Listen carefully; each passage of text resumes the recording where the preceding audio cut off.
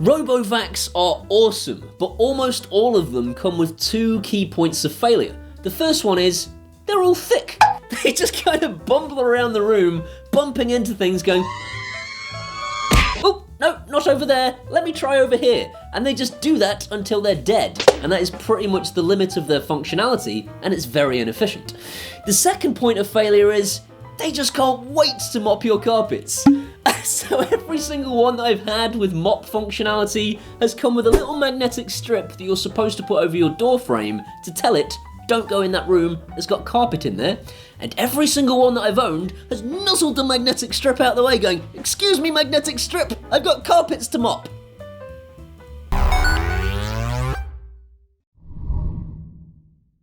So Xiaomi, you guys will have probably heard of. They're one of the biggest technology companies in China right now. They have a subsidiary called Roborock, and again, this is like one of the biggest players in this field.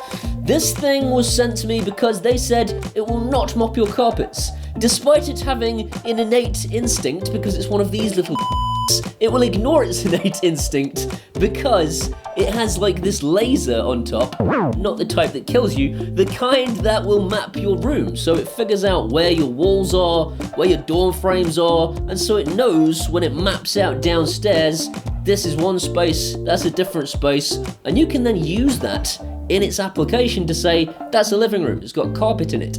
That's a kitchen, it doesn't have carpet in it. You can mop that one, don't mop that one. And it is phenomenal how accurate this thing is. But it's so much more clever than that. Basically, it goes around and it maps your entire downstairs area.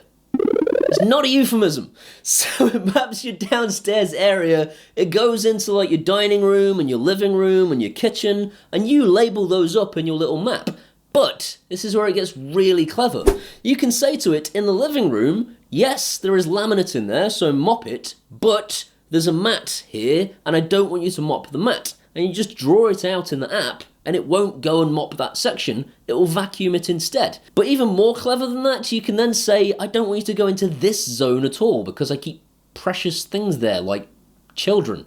I don't know what you keep that's precious, and I don't understand children. They don't move, do they? So you put your children in that special area, and it won't go in that special area at all. But even more clever than that, you can then say, in the dining room, I have a very thick pile carpet, so I want you to go like full power vacuum when you go in that room, but spare the battery for the rest of it. This is how clever this thing is. It will know that room's got carpets in it, that room's got laminates in it, except at that bit, and I should not go here at all. Absolutely genius.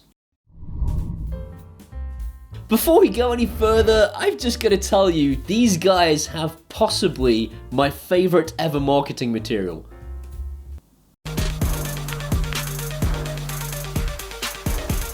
My second favourite ever marketing material. So the first point of note is it's got an ease to install flipping free water tank. It's flipping free! And I know that's not what they mean. What they mean is that you don't have to flip the robot over to put the water tank in. You can just put it in like a little drawer system and it works flawlessly. Don't get me wrong, don't think that me finding this amusing in any way reflects the capabilities of the product, because the product is absolutely amazing at mopping. And here are some brilliant buzzwords. Again, I love buzzwords.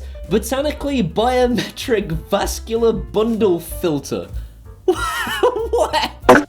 This is something to do with it drawing the water in like leaves do on a plant. There's a lot of buzz there, but in all honesty, again, this works really, really well. I have no idea how they're actually managing to make this work as spectacularly as it does, but it seems like once it's done the first half of the room and it's doing the second half, the first half is already dry, and yet still completely clean. This means that when it does actually reach your carpets, because maybe you've put your charging stand in a carpeted area, by the time it reaches that section, the mop is pretty much dry anyway. It uses only a tiny amount of water, and yet still has absolutely awesome cleaning ability. Nothing will stop my longing for freedom. This just what makes me feel bad. I don't want to feel like I'm its captor, that I'm keeping it here against its will. It can long for freedom all at once, but unfortunately, I have captured it using invisible barriers that I created on a server in China. So it can long for freedom all it likes. It's stuck. And this is fine. I think what they're trying to say is there is no obstacle in your house of any sensible height that it can't go over.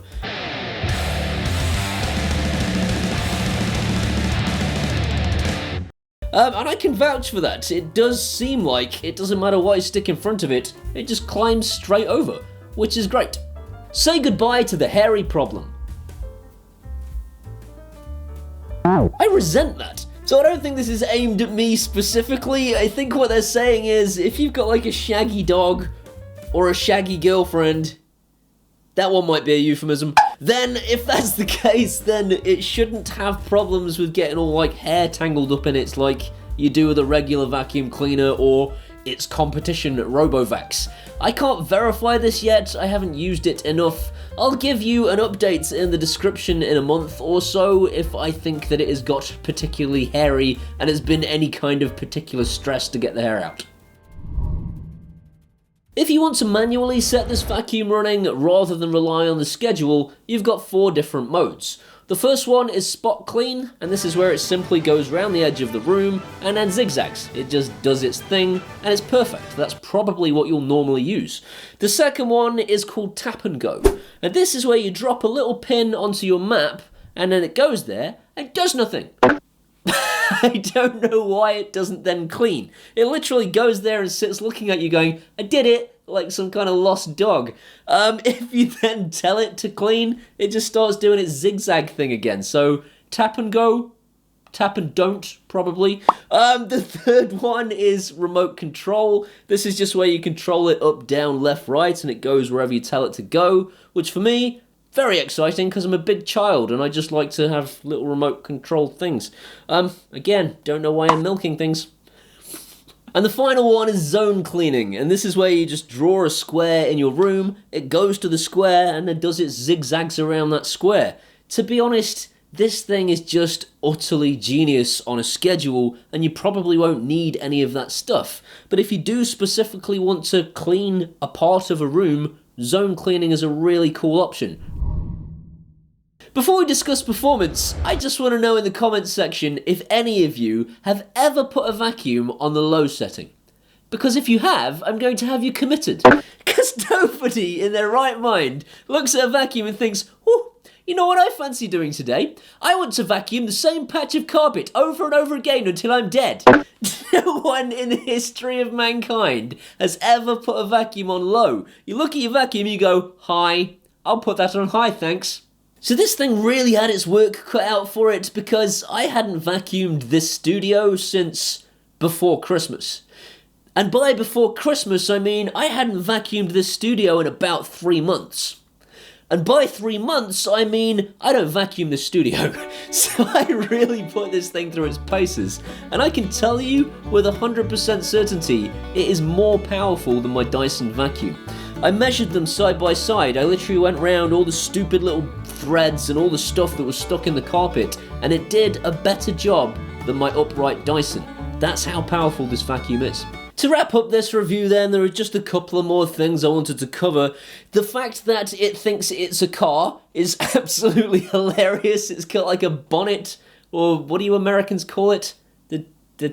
You tell me in the comments section. So it's got one of those anyway, and it's completely modular, so you can pull this thing to bits, clean it all up, and stick it back together again. If you need to replace any of the parts, it's going to be super easy to maintain this piece of equipment.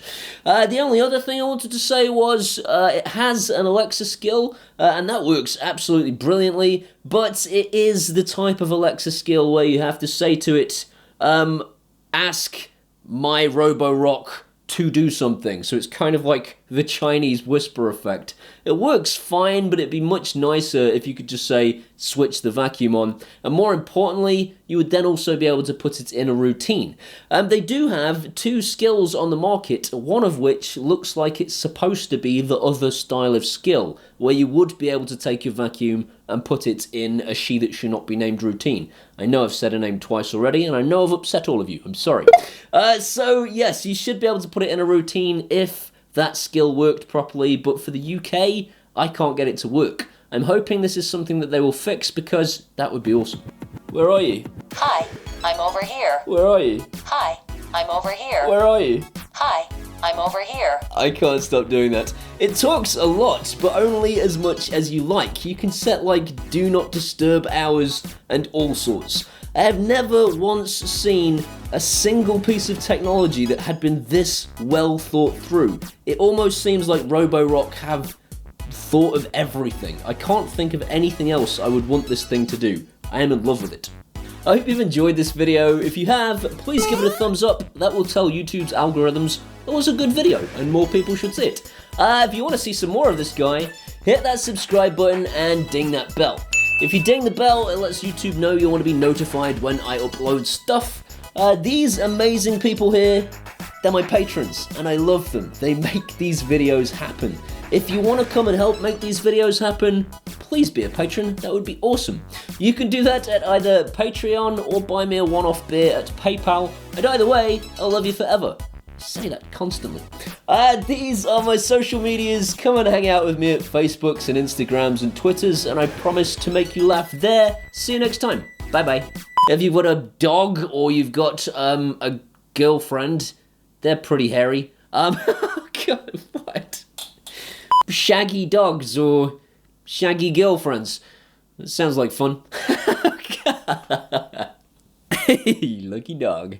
It goes there and then goes, I'm there now, and does nothing. Has nuzzled it out the way, going, gone.